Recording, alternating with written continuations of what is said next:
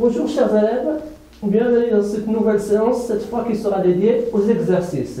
Donc on avait clôturé la quatrième et dernière partie du programme, la qualité totale. Aujourd'hui, ce sera la première séance d'exercice. Avant de le faire, on va essayer de faire un petit rappel, mais cette fois sous forme de questionnement sur cette partie de la qualité.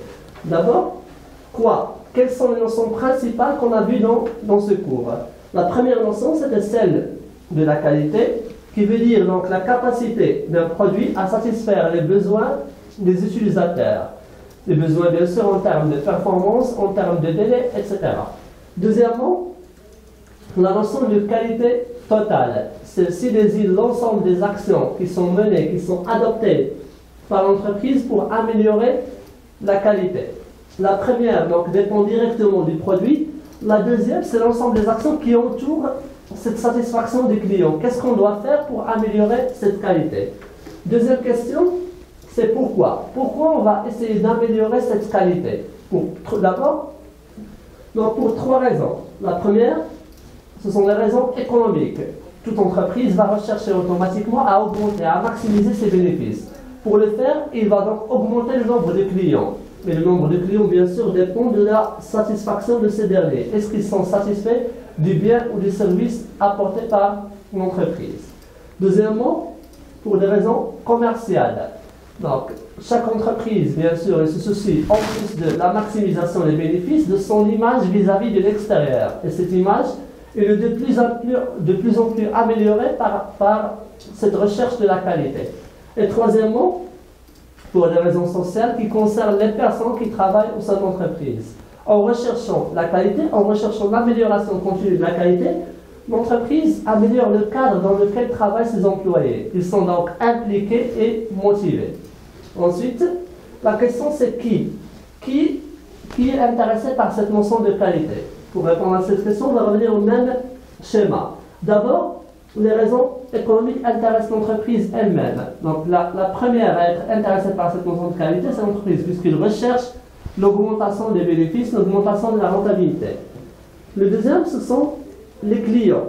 Donc c'est le client qu'on recherche à satisfaire par l'amélioration de la qualité. Et troisièmement, le personnel. Donc ce sont les trois éléments qui vont être les premiers bénéficiaires de cette notion de qualité. La question suivante, c'est combien? Lorsqu'on dit combien, bien sûr, on s'intéresse ici au prix ou au coût. D'abord, on a vu ce qu'on appelle le coût de la qualité. La recherche de la qualité engendre des charges et des dépenses supplémentaires. Des charges qui peuvent être d'abord liées à la formation du personnel. Donc, on doit avoir un personnel qui est formé, un personnel qui est d'abord formé et pour lequel les compétences sont à jour. Deuxièmement, des matières premières de qualité, et on doit aussi faire un contrôle de manière continue. Dans le cas contraire, si on ne respecte pas cette qualité, si on ne recherche pas la qualité, on sera donc confronté à des charges ou des dépenses liées à la non-qualité. D'abord, des dépenses qui vont prévenir des réclamations des clients, des retours aussi des produits, de la mévente, etc. Donc de la dégradation de la qualité va générer des charges supplémentaires, sans oublier la dégradation de l'image de l'entreprise. Comment? Donc, quelles sont les méthodes qu'on avait vues pour développer ou pour améliorer la qualité? Ces méthodes, on les a divisées en trois catégories. Premièrement, on ne doit pas se contenter de développer le produit ou le service, de développer la qualité de ces derniers. Mais on doit aussi développer les services qui accompagnent, qui entourent ces produits ou ces services. Pour le faire, on doit d'abord faire une formation au personnel sur le produit. Celui-ci doit savoir comment répondre de manière précise aux questions du client. Deuxièmement, on doit essayer d'améliorer le niveau d'information sur le produit, donc d'améliorer les outils, les techniques qui sont utilisés pour répondre aux questions du consommateur et pour informer ce dernier. Et finalement, on doit donc avoir une équipe qui va essayer de gérer cette relation entre client et entreprise, qu'on a appelé donc cette équipe, on l'a appelée force de vente. C'est un ensemble de membres qui s'occupent de la commercialisation du produit. La deuxième méthode consiste à utiliser ce qu'on appelle le cercle de qualité. Le cercle de qualité sont des petits groupes de discussion. Donc ces groupes qui sont composés donc de 3 à 10 membres qui appartiennent à toute la hiérarchie, du directeur vers vers les employés en passant par les vendeurs, les cadres, les ingénieurs, etc. Ces gens vont essayer de se réunir de manière régulière et de manière volontaire pour discuter à propos des problèmes qui concernent la qualité et essayer de trouver des solutions. Et finalement, la notion de certification. La certification, c'est quoi? C'est l'opération par laquelle l'entreprise obtient un diplôme qui atteste le respect d'un certain niveau de qualité. C'est une sorte donc de diplôme, de certificat qui garantit aux clients que l'entreprise respecte la qualité. Donc, pour essayer de traiter ce programme, on va essayer bien sûr de traiter un ensemble d'exercices. Aujourd'hui, ils sont de 4 exercices. D'abord, un exercice de manière générale dans lequel on va essayer de faire une petite révision. Deuxièmement, un deuxième exercice dans lequel on va traiter les enjeux de la qualité. Le troisième va concerner la partie certification. Et le quatrième va s'intéresser à l'ensemble de compétitivité en rapport avec la qualité. Commençons par le premier exercice. Dans cet exercice, on vous fournit un ensemble de propositions, on vous demande de répondre par vrai ou faux. Commençons par la première proposition. La démarche qualité consiste à décomposer la production d'un produit en gestes élémentaires. Si on revient un peu en arrière à la notion de démarche qualité, la démarche qualité veut dire l'ensemble des étapes par lesquelles l'entreprise passe pour développer la qualité. Ça n'a donc aucun rapport avec la décomposition de la production, mais ceci c'est la définition un peu de l'organisation scientifique du travail. La réponse est donc faux.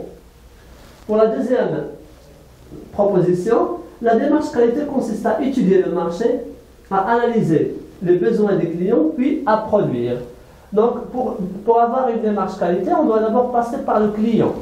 C'est le client qui précise quels sont ses besoins, ses demandes, ses attentes, et l'entreprise donc doit s'adapter pour essayer de répondre à ses besoins. La question est donc vraie. Donc, celle-ci passe par 3 étapes. D'abord, l'analyse des besoins, ensuite l'adaptation du processus de production, et la troisième, c'est la production, l'exécution. Troisièmement, la proposition s'intéresse au cercle de qualité. Un cercle de qualité permet la réduction des coûts de production.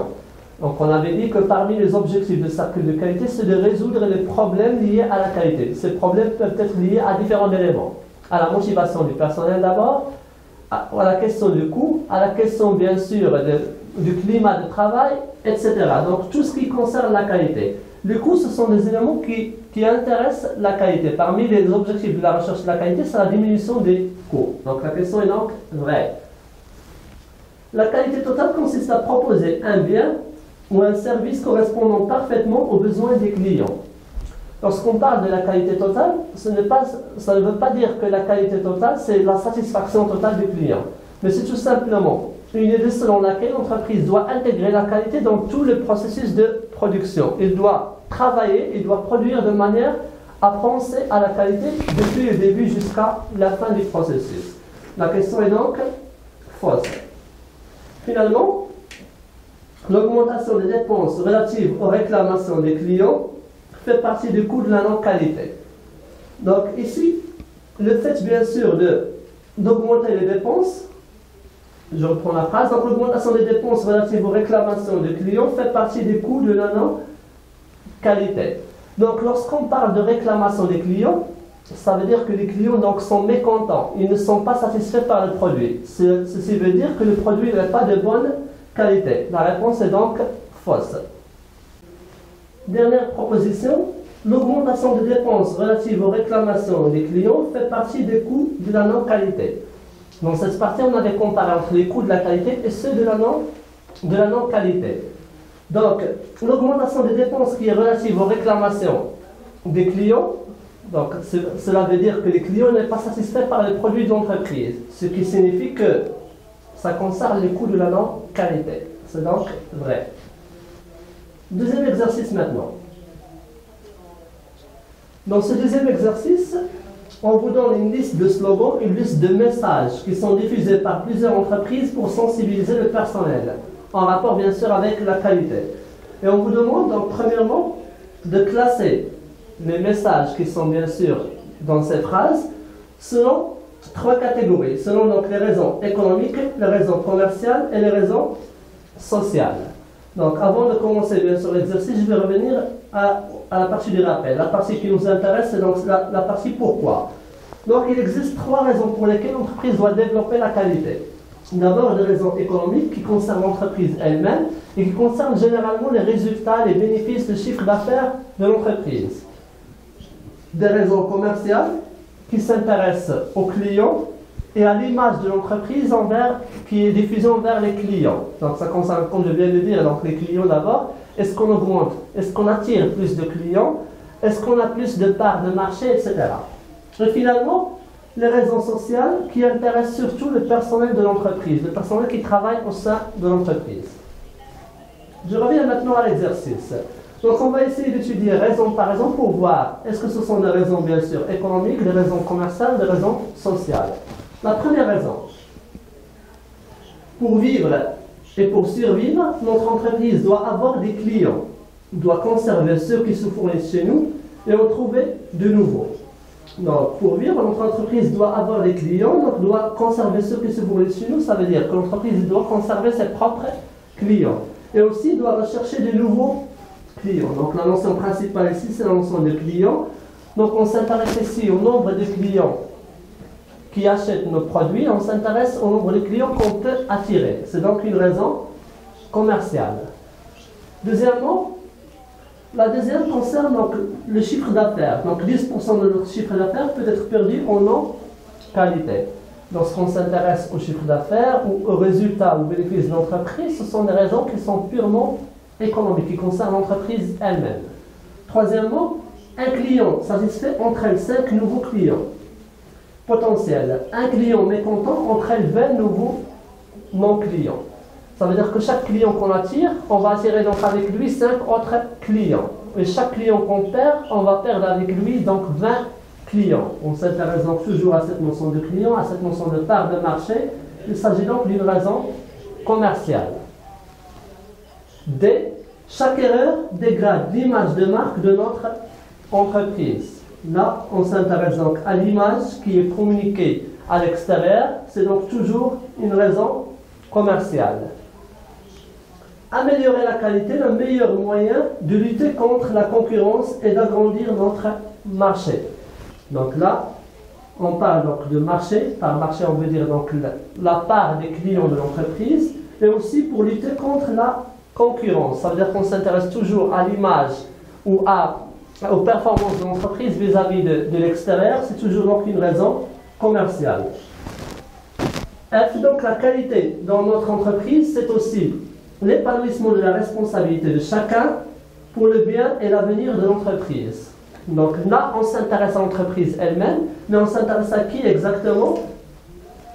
L'épanouissement et la responsabilité de chacun. Ça veut dire qu'on s'intéresse aux individus qui travaillent au sein de l'entreprise. Dans ce cas, ce sont des raisons qui sont sociales, parce qu'ils s'intéressent au personnel. Et finalement, mettre en place la qualité dans l'entreprise, ce n'est pas bloquer les compétences des individus, au contraire. Donc, on va s'intéresser maintenant à la qualité, mais pour quelle raison? Pour ne pas donc bloquer les compétences des individus. Là, on s'intéresse encore aux individus. De quel individu on parle? Des individus qui travaillent au sein de l'entreprise. Donc, c'est toujours une raison sociale. Exercice 3 maintenant. Donc là, on va essayer de s'intéresser à une société appelée Vanessa Ice qui a été certifiée.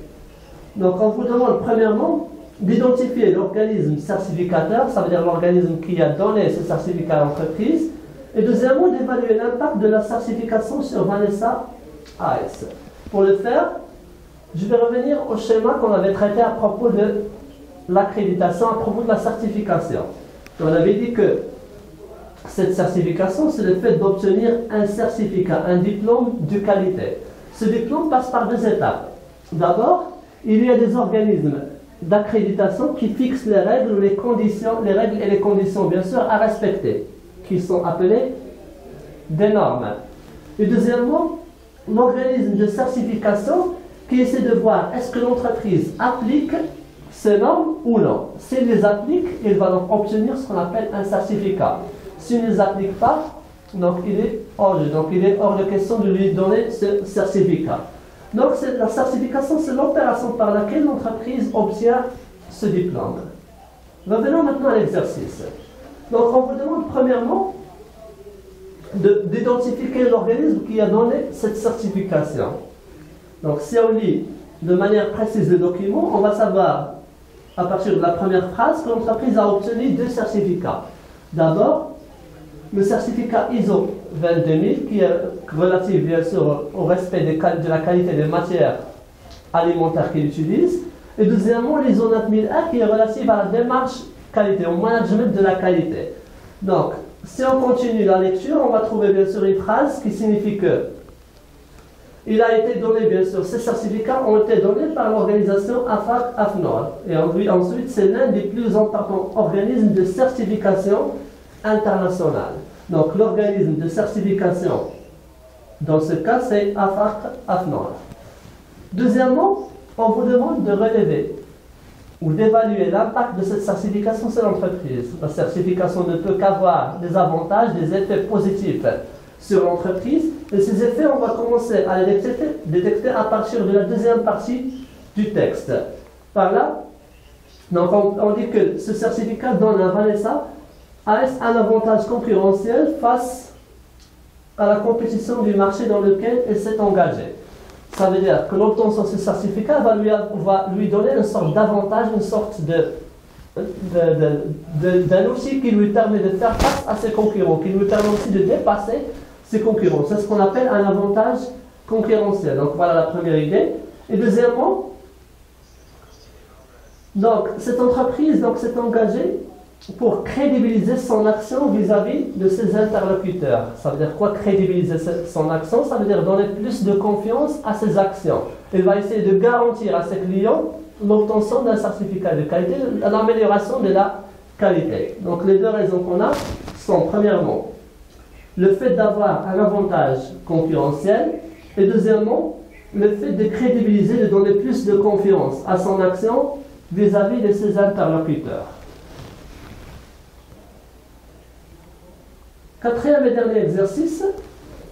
Donc là, on va s'intéresser à une notion de la compétitivité.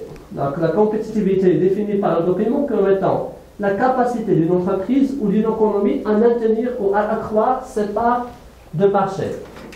Dans une économie ou aussi pour les entreprises, donc il évolue dans un marché qui est concurrentiel, qui comporte plusieurs autres entreprises. Et dans ce cas, l'entreprise doit continuer à essayer de garder sa place ou pourquoi pas agrandir sa place dans le marché. C'est ce qu'on appelle donc la compétitivité. Le document nous dit aussi que cette compétitivité peut être de 2 manières. Premièrement, lorsque la compétitivité porte sur des produits comparables en termes de qualité, la compétitivité dépend des prix des produits. On parle donc de compétitivité prix. Ça veut dire quoi une compétitivité prix? Ça veut dire que la concurrence entre les entreprises se fait en fonction des prix qui sont proposés. Chacune d'elles va essayer de réduire au maximum son prix pour attirer les clients. Et donc cette compétitivité prix dépend de 3 facteurs. Premièrement, les coûts. Alors, pour baisser, pour pouvoir réduire son prix, il doit réduire les coûts, les charges et les dépenses qui sont engagées dans la production. Deuxièmement, les marges. La marge, ça veut dire le pourcentage de bénéfices qu'elle a. Combien il va gagner sur ce coût. Le taux de change de la monnaie pour la compétitivité externe. Pour la compétitivité externe. Pour les entreprises qui commercialisent leurs produits à l'étranger, donc cela ne dépend pas que des coûts et des marges, mais ça dépend aussi de la valeur de la monnaie nationale. La valeur par exemple du dirham pour le Maroc. Cette compétitivité prix doit être distinguée de la compétitivité qualité. Donc là, on doit passer à un deuxième niveau de compétitivité, c'est celle de la qualité, qui tient compte de la nature des produits et dépend de 3 facteurs. Donc là, lorsqu'on parle de la compétitivité qualité, on ne va pas cette fois s'intéresser au prix, mais on va s'intéresser aux composantes et au produit lui-même. Celle-ci dépend premièrement des performances du produit lui-même. Donc, est-ce que le produit répond ou non aux besoins des utilisateurs? Est-ce qu'il a une certaine confiance dans le produit? Est-ce que bien sûr il a une amélioration? Est-ce qu'il a une image de marque qui est très élevée, etc.